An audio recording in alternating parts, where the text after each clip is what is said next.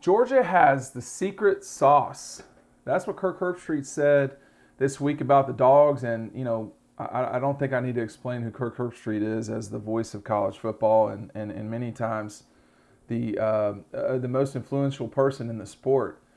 He's seen Georgia now twice in person, the Clemson game and then the Arkansas game, and obviously plenty of times on television. And one thing that Kirk was talking about this week was the cohesiveness, I guess, for lack of a better term, of Georgia. This is something Kirby talked about the whole summer and a lot of the preseason. And, people like me, there's always something in the summer, and you just kind of roll your eyes. We've worked harder, and no one said that this summer. But they did talk about in the spring that they wanted to know one another better. They wanted to know each other's why. And I think this team is an extremely close team. You do have to give Kirby credit. First of all, you give Kirby credit for everything that goes right, and you give him blame for when things go wrong. But in this case, I think it's gone very well. One reason I think why this team is so together is it's older. And when I look this way, this is where the board is that I've got all the players, and there's just a lot of seniors and juniors on this team. And the most important players on this team, guys like Stetson Bennett, Justin Schaefer, Jamari, Jordan Davis, Devontae Wyatt, Adam Anderson, Quay Walker, Channing Tindall, Ahmed Speed, Chris Smith. They're all seniors. They're all either in their 5th or 6th year at Georgia. I didn't mention Julian Rochester, who's one of the true 6th-year guys. And then you've got juniors who are like guys like Zamir, who's been around as long as James Cook, Zamir, McIntosh, J.T. Daniels, Pickens, Kieris Jackson, Fitzpatrick, Erickson. These are guys who have all started. Tramel Walthour has not been starting, but he's playing. Trayvon Walker, Nakobe Dean, Nolan Smith, Lewis Seen. These are guys that have been around the block for a while.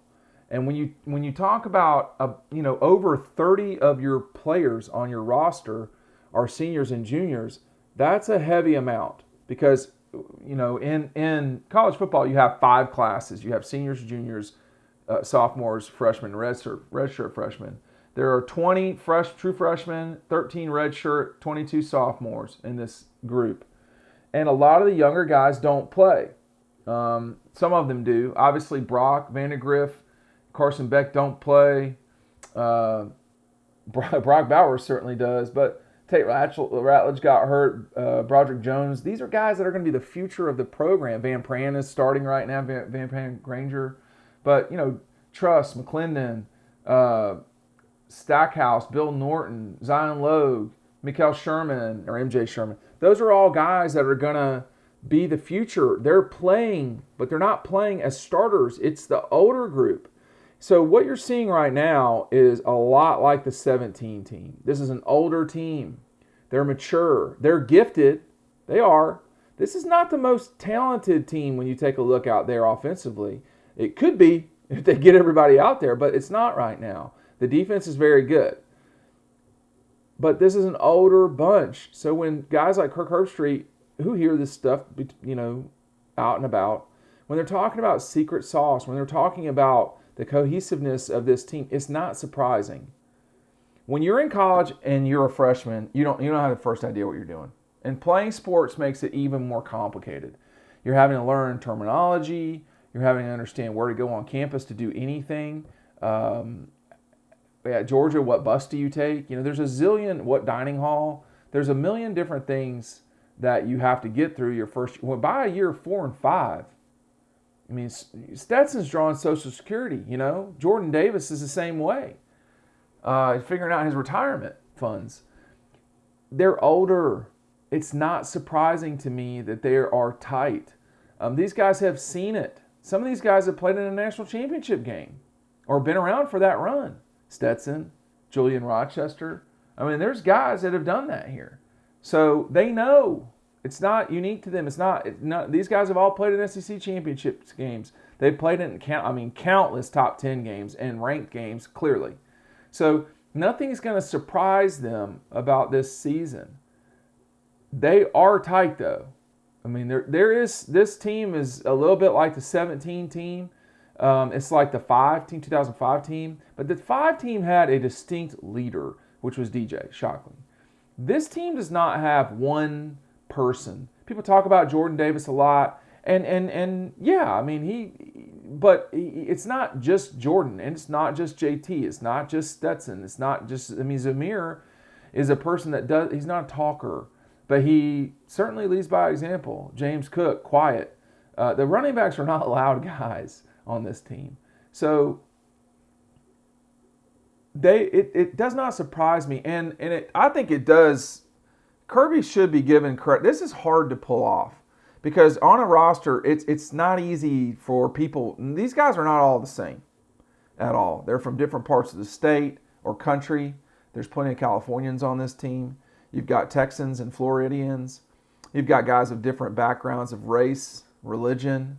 There's a lot different about this team than when they run out there on the field. They all have the same uniform on, but that uniform doesn't change who they are as a person. And so all of that builds towards game week has to be dealt with, or you have to, as a team, deal with the personalities of your team.